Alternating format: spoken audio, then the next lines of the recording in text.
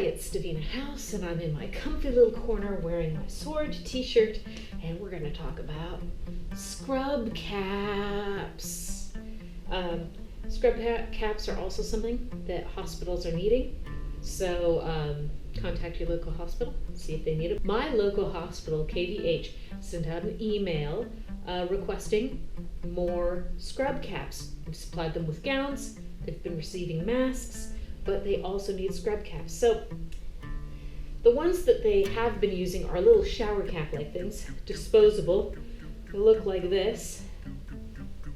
I made this one up based off of a cute little frilly pink nightcap that I had.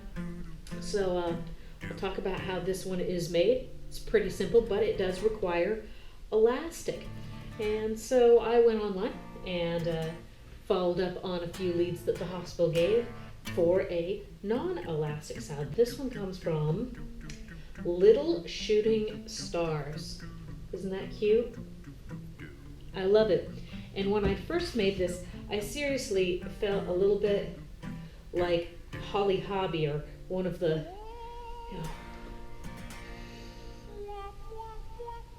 it kind of looks a little bit like a prairie bonnet, but actually if you take it and you tie the back, you can get it pretty snug, and you can, if you're like me and have long hair, you can tuck your ponytail up inside and tie it behind your head in a nice little bow. Now, Little Shooting Stars gave both a PDF that is a printout, so you can print it out of your printer and make your pattern pieces and fit those all together, 8.5 by 11 pieces, and you just glue them all together and you get your pattern. And she also provided a diagram giving measurements, and that's how I built my pattern piece, because I just felt a little bit more comfortable taking the measurements and drawing on some newsprint to make my pattern piece. That way, if I totally mangled it, I just crumple it up and get another piece of newsprint, instead of having one precious thing with all of the lines drawn on it. I can make as many pattern pieces as I need to and adapt them as I see fit. So I'm going to show you how to make both of these different scrub caps. Okay, I'm first going to talk about the nightcap one. This is actually the nightcap that I used to kind of make the pattern. Yes, it's covered with threads. If you have put your hair into curlers overnight, you kind of know what this cap is all about. I think when I was a kid, my mom would put little rag rolls into my hair, and I'd wear this over them at night and then have super curly hair in the morning. But the important thing to know is 20, because you're going to need 20 inches of elastic, and you're going to need a circle that has a not radius, diameter of 20 inches. And that's how I made this plaid prototype. So here's how I'm going to show you how to make a 20-inch circle fairly easily. It's like cutting snowflakes when you were a kid. Okay, you're going to get your fabric, and you're going to want to square it up. I like using the rip along the grain technique to get that edge on grain. Okay, going to take the selvage edge and measure over 20 inches on my cutting board. You can also use a yardstick, and then I'm just going to rip it. So now I've got 20 inches wide, and now I'm going to take off the selvage edge with that same rip technique. I'm going to measure it 20 inches again. Give it a little snip. I've got enough there to make a different one. Okay, now I've got a 20-inch by 20-inch square. And here's where childhood snowflakes come in. You're going to fold this corner to corner in half. Now we're going to fold it point to point in half. Now this is the middle point. So we keep that middle, we fold it again, and now we should have, this measures to 10 inches, great.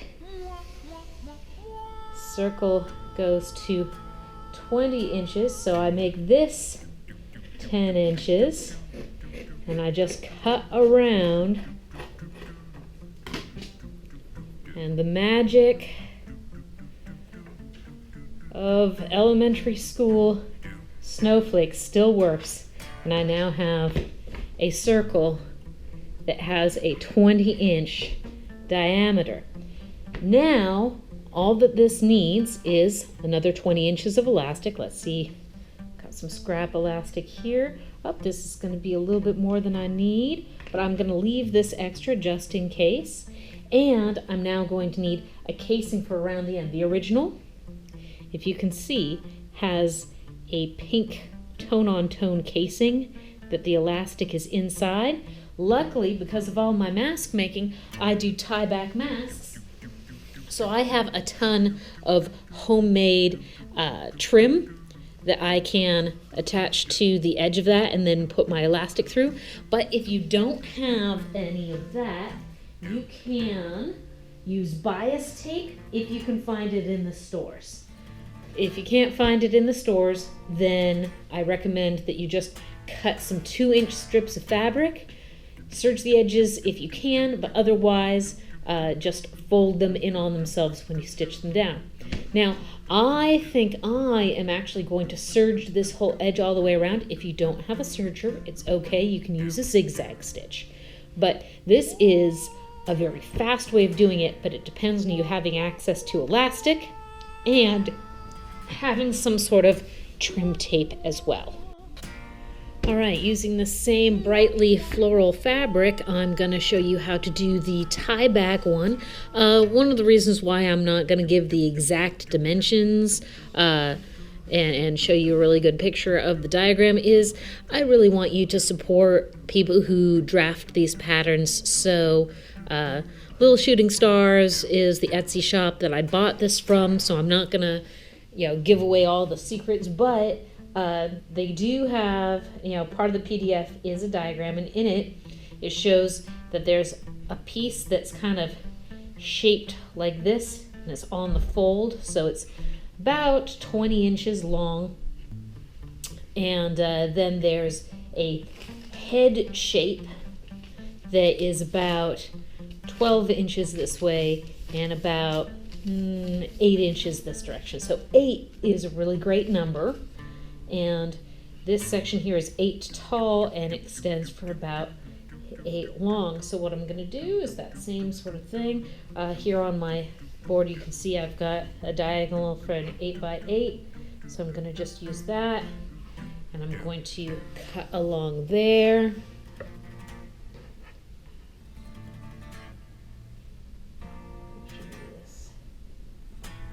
Nice and neat.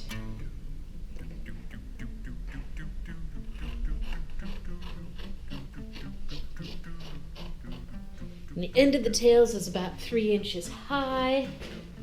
So I'm going to go 1, 2, 3 inches high. And that's for about 3 inches at 22. 1, 2, 3, 4, 5, 6, 7, 8.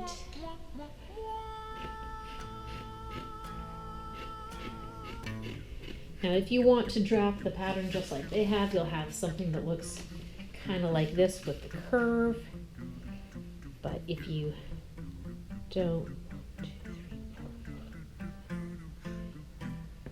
4. I'll just kind of eyeball it.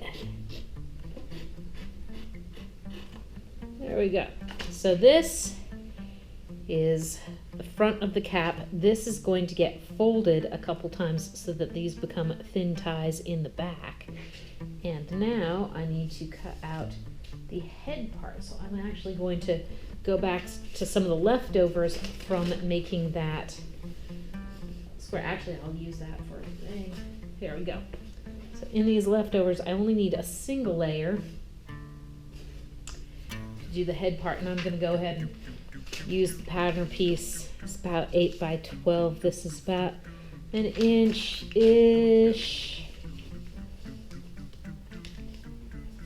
And how do I want this laid out most efficiently? I think things are not going to be efficient, but yeah, it is what it is sometimes. Okay.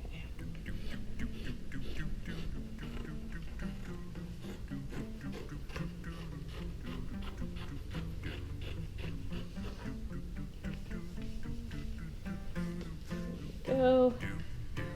Now, why am I not being super accurate? Well, these bonnets, I'm cutting them to the largest size possible, and they're going to get washed a ton at the hospital, so I'm not really worried about them looking super fashionable. I just want them to be super functional. So here we go with the 2 pieces needed for the tie back one. So you're going to need to have 2 pieces no matter what you do. For the tie back one, you've got 2 very shaped ones.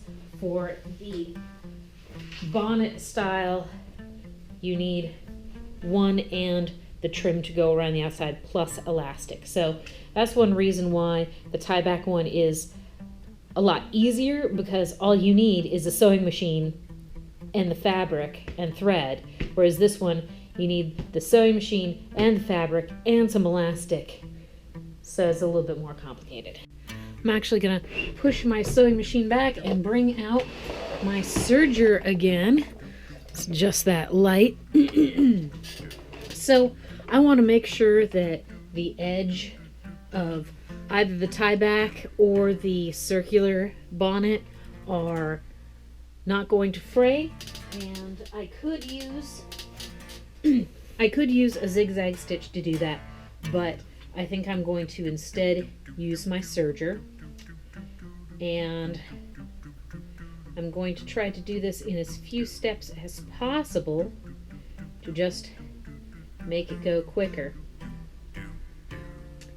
So, to make that happen, let me bring the machine over here. To make that happen, on the bonnet style, I'm going to attach my binding that's going to be the casing for the elastic at the same time as serging the circular edge. Let's see how well this goes.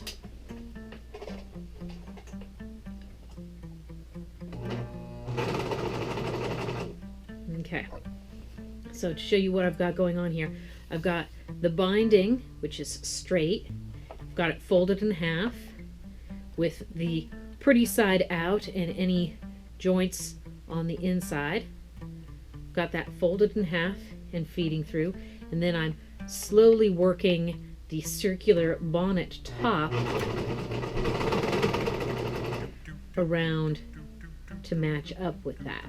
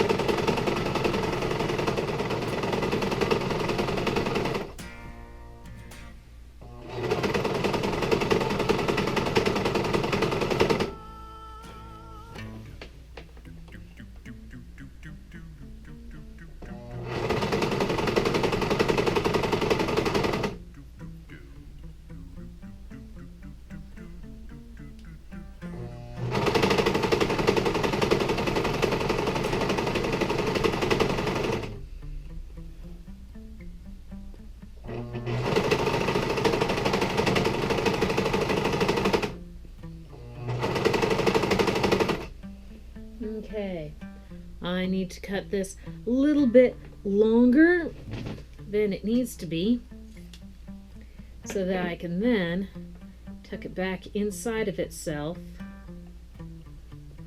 for when it meets up with itself over here. I'm going to just use my pinking shears. Now, you could have just used pinking shears for this entire project and that will hold out for a while.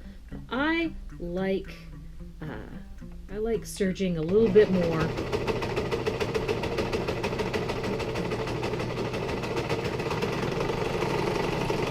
It just seems more stable to me. Okay, now I've got my big circle with the binding edge on it, and I just need to feed through elastic, and that's going to happen right where I started it here. I'm going to feed it through. I'm going to put a safety pin on the end of the elastic and then slowly push that elastic around through this casing. I've got to make sure that it's a pretty narrow elastic. I think I'm probably going to use a 1/4 inch elastic. 1/4 inch is a little bit too big for the ears on masks, but I think it'll work pretty well for this casing to draw it in. And it's about 20 inches of elastic. Now, I'm going to serge the head part to the tie part of our tie-on bonnet. So, first I find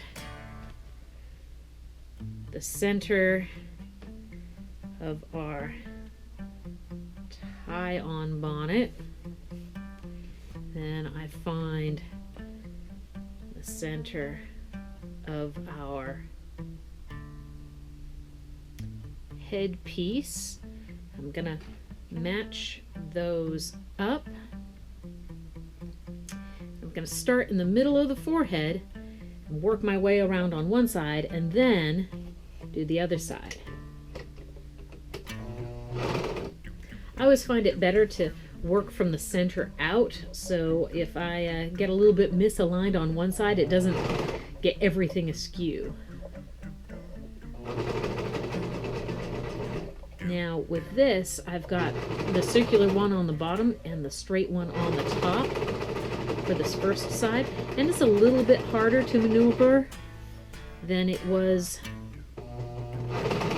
when it was just the straight on the bottom and the round on the top, but you know, I'm still managing it. Curves are hard with a serger. Would not recommend this for a beginning serger person, but if you're experienced with the serger, this does just fine. There we go. Good. Back to the center front. A little bit of overlap with the previous stitch work. And here comes the curve.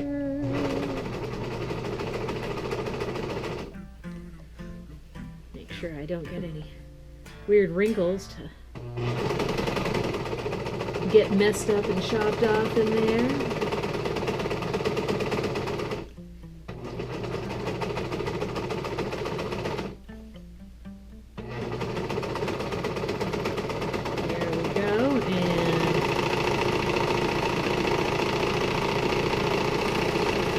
Out to the end. Okay, that's the main body of this hat, but I also want to get this center part and the edge done, so I'm gonna quickly go through and do those.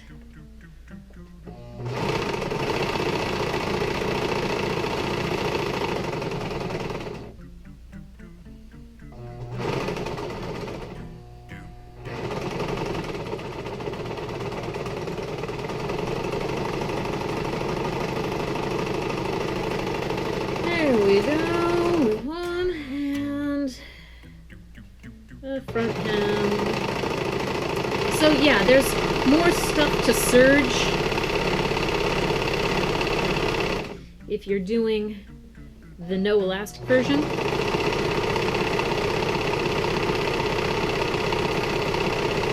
And again, you don't have to be serging these. You can easily just fold and fold the edge to keep it from fraying. You could do a zigzag stitch. That's actually what I did on my prototype in plaid, is I just did a zigzag stitch over top. So you don't have to serge. I just like serging. I'm crazy, but I love my serger. There we go. Now, this just needs a little bit of folding, and it is ready to go. I'm going to feed the elastic through on my giant flying saucer of a hat here. How I usually do that is by putting a safety pin into the end of my elastic. I find the opening in my casing, and I just push the safety pin and tug on the fabric. Push the safety pin, tug on the fabric. There are some really cool tools out there for doing the lacings in hoodie hoods and things like that. And if you've got one of those special, taskers, fine. But if you've just got a safety pin, this will work. Could I have stretched the elastic and zigzag stitched it directly onto the cap? Yes, I could have done that. However, I don't have fun doing that sort of thing. Not that, fun is the objective, but I find it kind of difficult to keep the elastic stretched as it goes through my sewing machine. That's why I like the casing better. But hey, if you're good at that, more power to you. Do what is easy for you. And I just pulled so hard that the safety pin has now undone itself from the end of the elastic, and I have to find the end of the elastic again. Ooh, this happens sometimes. When it does, you just deal with it. Now, I have to say, when it comes to ease of making, the Flying Saucer nightcap version is the easier one to construct. It is super simple. You just make a circle, add a casing and elastic, done. It is so easy, but I'm limited on my elastic. I mean, you can see this is kind of a Frankenstein piece of elastic as is. If you're running out of elastic, if you're having a difficult time sourcing elastic, you're going to have to come up with a different solution. You could use a drawstring and then just have a big sort of bead or tie or something like that that the person can I'm just gonna have to back this all the way out because the safety pin is now open and stabbing me. So you might be able to do a drawstring instead, but this really works best with the elastic. Come on. If you can get it threaded all the way through. So if you do have one of those tools, that is another thing that would make this project easier. If you're comfortable with doing the simple zigzag stitch elastic directly to the Flying Saucer, that'll also work. I'm gonna pause this video until I'm at the very end, and then I'll show you how to finish off stitching the elastic. And yeah, these problems of, hey, my safety pin undid from the elastic. This happens to everybody. Just let it be. Trying again.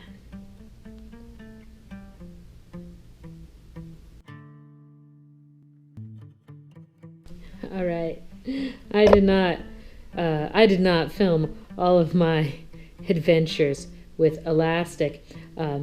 I was pulling it through, and then my Frankenstein elastic broke, so I gave up on that. I rummaged around, and I managed to find this lingerie elastic. And I forgot to mention, and I forgot to do this great little tip. While you're pulling it through, the loose end, safety pin it to the end of the casing so that when you finally do get to the end and you tug on it, you don't lose the other end of the elastic and have to do it all over again. Learn from my mistakes. Yeah. So, okay. I've got my two ends of the elastic. I'm going to spread out the gathers more evenly. I'm going to try it on my head to see how it fits. It fits a little bit too loose. So now, while I've still got these tails,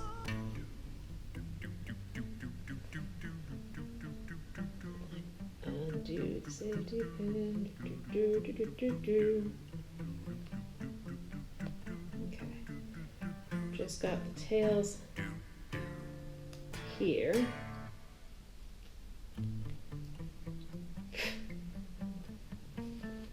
I'm gonna kind of do a drawstring thing and get the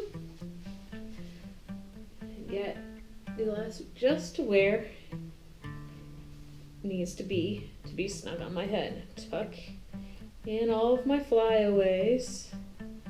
Doesn't matter how much I think my braid is gonna hold it. My flyaways still fly away. Okay. So this is about where I need it to be.